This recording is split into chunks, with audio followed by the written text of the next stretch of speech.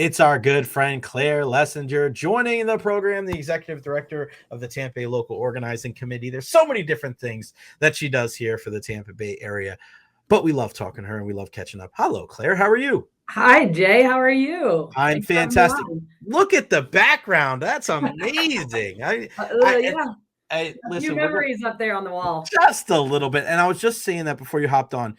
It's the fourth time record breaking, and people go, "What's like the best event?" And I just like, how much time do you have? But I just remember thinking back to some of the coaches for volleyball in the Frozen Four, and even like walking downstairs after the national championship game at 3 a.m. and running into Rob Higgins. Like it's not just that they come here.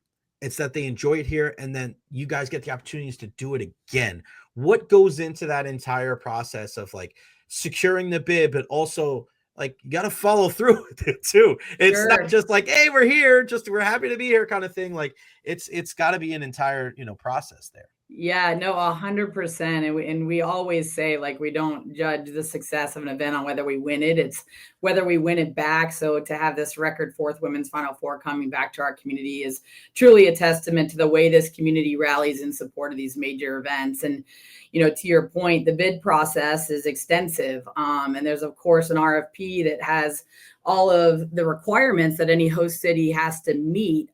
But our goal is always to kind of exceed, right?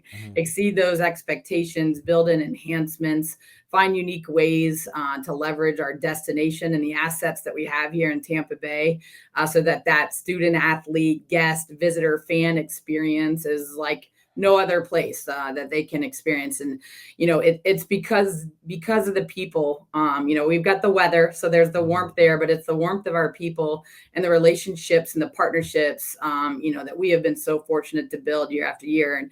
And the other thing that I think has helped us win these events back so many times is there's a lot of continuity in the people in which the event organizers are working with. So the NCAA, in this instance, you still got Rob Higgins, you still got Jason Augie, you still got Tony Diaz, just like Claire Lessinger. Like it's the same people that are, a part of that bid process on the front end are the ones delivering the promises on the back end, along with all of those local organizing committee partners. Yeah, and then you get the pull from like I saw Jose Fernandez throwing out the first pitch, and you had Titus O'Neil's going to drop down from a building somewhere doing something. Like there's just and you kind of talked about it a little bit in the beginning there. It's like even the outside of whatever the event is, right? Like it doesn't have to just be the basketball community. It doesn't just have to be the volleyball or the hockey community. Like the entire city, when we have a huge event, really rallies around to put a proper spotlight on the Tampa Bay area. That's got to make you feel good when you're reaching out for, people and saying, hey, we're doing this. It seems like everybody's like, yeah, sure. Whatever we can do. Yes, you hit it on. You hit it right on the head. And the other thing is there's so much to do. So, when you look at marketing this event, there's so much more outside of those three games. And, for us and for the NCAA, it's really important that the entire community can access this championship and enjoy it. That's why every one of their fan events are free and family friendly. Is if you can't get that ticket into Amalie Arena, for the semis or the finals, there's 6 other free events you can attend and be a part of the action and be super proud of this Tampa Bay community, whether you live here. And then, of course, for the fans and visitors, we're gonna give them 85-degree weather here in April, and they're gonna have a blast. It's amazing. I mean, obviously we have the semifinal games on Friday at Amalie, 7 and 9:30. We have the national championship game at 3:00 on Sunday. Team arrivals today and tomorrow. Legacy, community impact, and initiatives on Wednesday. Free fan events launch on Thursday. Saturday, full day of free events, including Bounce, Super Saturday Practice, and a live concert with Glorilla. I mean, and we already know that LSU and South Carolina are locked in. Those are two of the UCLA, first. South Carolina. I'm sorry, UCLA. Why do I keep saying LSU? Because of that press conference from Kim Mulkey. It's in my head. That's what it is. She got me. I keep saying LSU. She was hilarious. I'm sorry, but she's just on another level. So I love it because I've been in those situations where somebody asked a question. I looked over. I was like, I would never ask that question. Don't ask that question again. UCLA and South Carolina are already locked in. I mean, it's been incredible to be able to see what Dawn Staley has been able to do there with the Gamecocks. And then we'll find out the other two tonight as Texas takes on TCU, and UConn and USC. Have the first two teams already gotten here yet? No, they all arrive tomorrow. So everybody tomorrow. Okay. Everybody tomorrow. So we've been working closely, with those transition teams and getting ready for team arrivals, and let the fun begin. It's gonna be amazing. And as you mentioned, these games have been phenomenal. The level of athleticism, the growth of this game, we're so excited to reunite with the NCAA in a time where the growth of our community is at an all-time high, and the growth of this championship and this sport is at an all-time high. And there'll be no shortage of fun to be had. Other ways, Tourneytown presented by Capital One, a free festival jam-packed with special appearances, interactive games, giveaways, photo ops, basketball contests, food, merch, and more, located at the Tampa Convention Center. That's Thursday to Sunday of this week. How great is that too, Claire? And I've seen it for how many ever events we've had. That Tampa Bay Convention Center right there across the street from Emily, that hub right there, when it starts going and it is buzzing, it's just it's like the city that never sleeps. It really doesn't get any better. And there's some really cool new activations, and, credit our destination to be able to kind of reimagine the footprint a little bit. But there's going to be an outdoor court this year at Tourneytown, right there in the Circle Drive at the convention center. There's an enormous bracket downtown right by Greco Plaza by the streetcar. They've been moving the teams. So the Final Four teams, it's a great photo op. But yes, leveraging that compact, accessible, walkable footprint that we like to call Championship Campus. Mm-hmm. The convention center is right in the nucleus of that.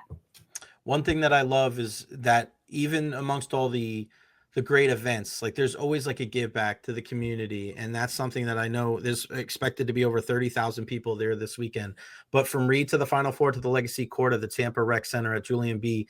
Lane Park to the KYAL Cancer Fund significant support of Moffitt Cancer Center, the women's Final Four once again leave an indelible mark on Tampa Bay. We know that KYAL, Coach, it's been such a profound impact. You see it pretty much every year. We know USF and Coach Jose Fernandez, and we know that it's a big, point of emphasis for him every year to recognize that for you, somebody that is here in the Tampa Bay area, to be able to not just put on an event, but to be able to do things to give back, to impact other people. I know that's got to be near and dear to your heart. It absolutely is, and it's a priority. These major events drive huge, significant economic impact, of course, to our area and region, but the social impact and the community initiatives that come alongside them and leave this everlasting impact long after that confetti falls is really what it's all about. We want people to be talking about the 2025 NCAA Women's Final Four forever in our community, and it'll start with programs and initiatives like the Legacy Project, which is a renovated court at that rec center at Julian B. Lane Park that's going to impact and affect lives, in a need-based community for a very long time. And to your point, it's endless. We have Reed to the Final Four. We'll have over 840 kids from Hillsborough County Public Schools coming to Tourneytown to celebrate their winning challenges. We have Beyond the Baseline, which is a women's empowerment initiative that will be 3 full days of programming in Tourneytown to inspire, the next generation of girls and women in sports. So it's incredible. And some of this lives on in our community well after the championship. And it also travels with this championship to other host cities. So it's fantastic. Love that. And Claire, there's certain moments I feel you remember how they, like, other people are able to enjoy a certain moment where they get the spotlight on them. And maybe not everybody's like that, but for me, I love seeing people that I consider friends and colleagues get honored in a way where that all the eyes are on them. And we saw that with you earlier, or last week now.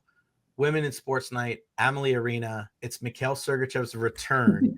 So everybody is cheering. Everybody's so happy. Him and Victor have been there smiling.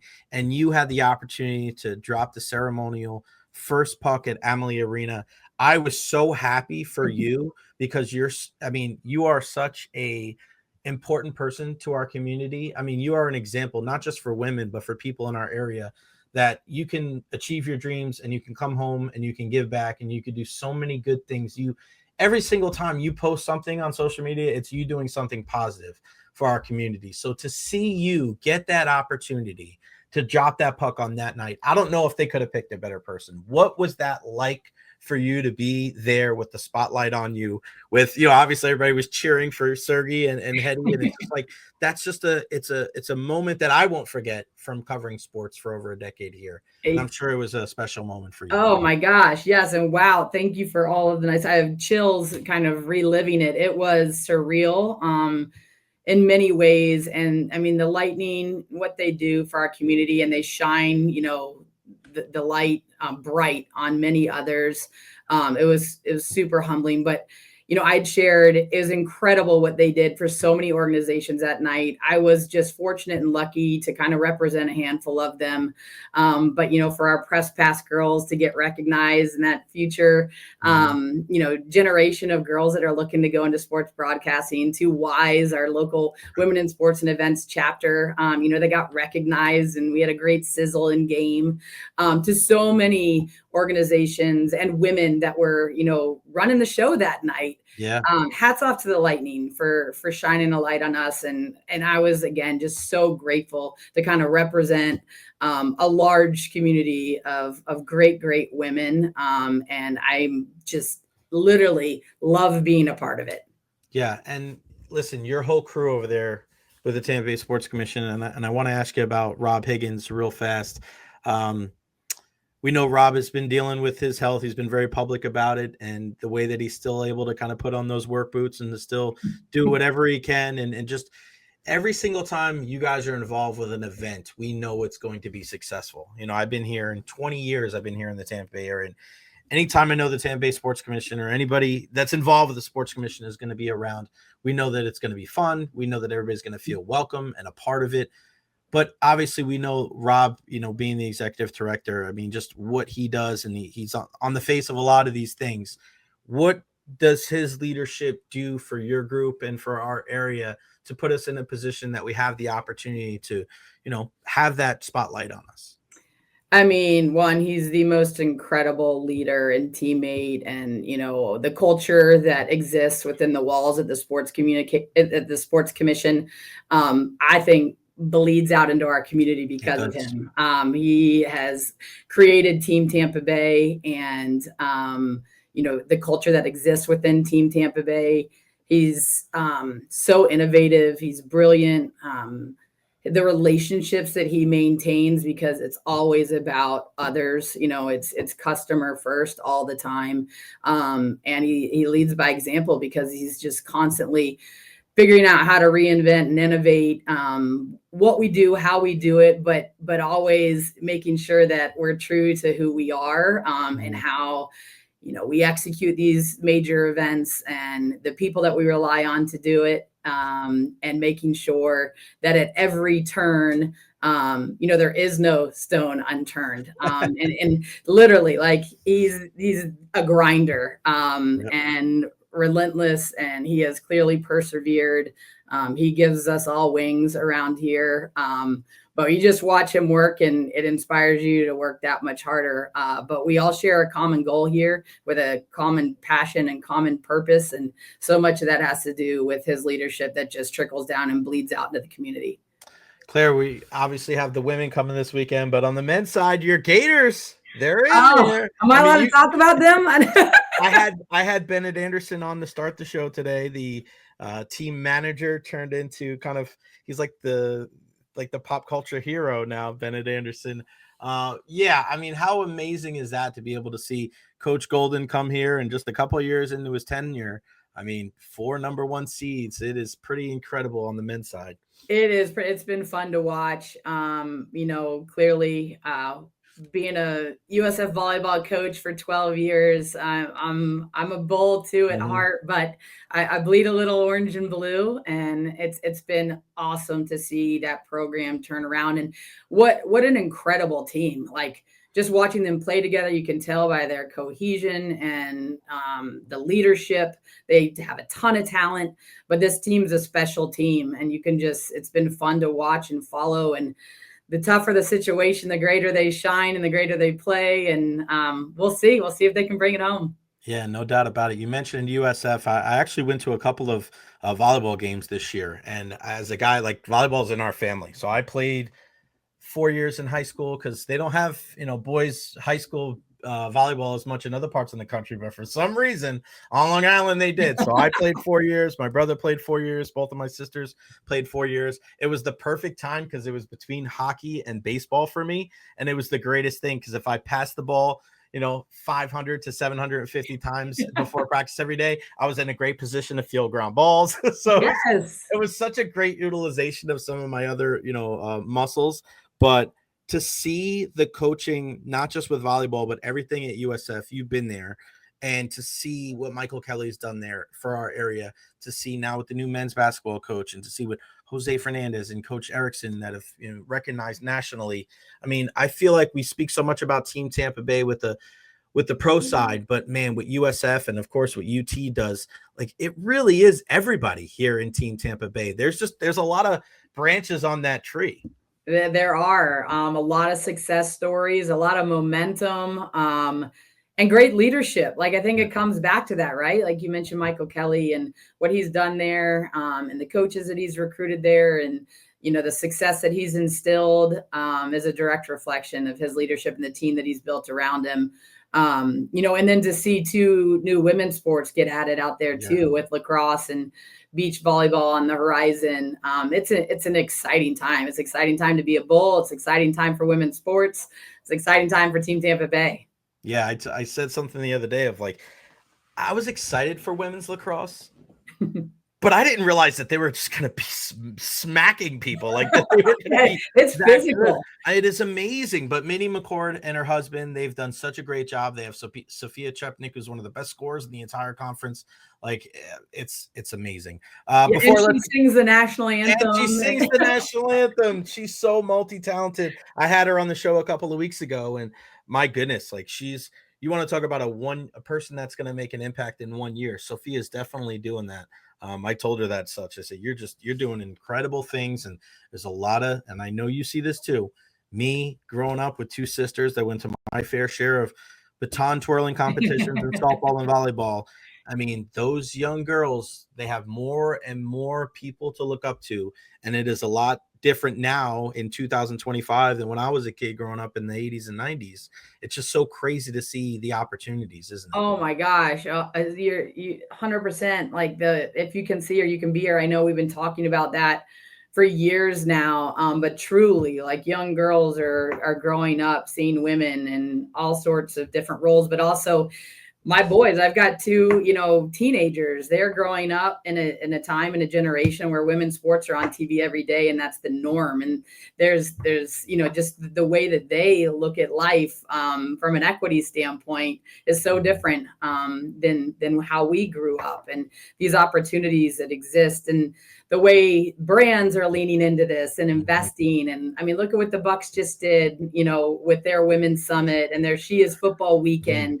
I mean, unprecedented types of momentum and investment and growth that's taking place that is just so awesome to see. Yeah, it's funny because I think it's 5 years now that I've tried to do a show either the day of or the day before the International Women's Day. And this year I had such a tough time of getting anybody, yourself, locally, because everybody was at the Bucks event. Everyone was there. I guess this is a good reason to have a tough time. 800 women. It was mind-blowing. Unbelievable. Did we get all the information for the Final Four this weekend? I want to make sure that we don't leave anything out.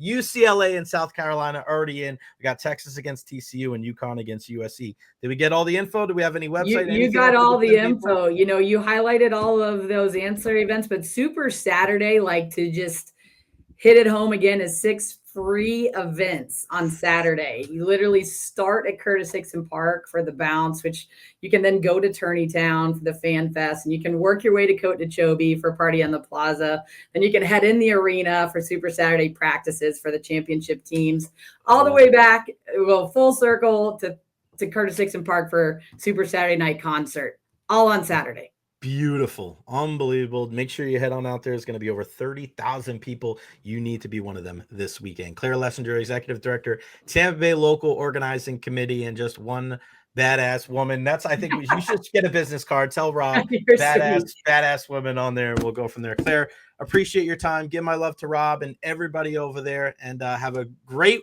it's going to be a crazy week. So make sure it's going to be awesome. We're going to soak it up. make sure when you're done with this week, you take a vacation or take a nap or one of those things. But we couldn't have a better group with yourself included leading the charge here. So thanks again for the time. Have a great week, and we'll talk to you again soon. Thanks, Jay. You got it.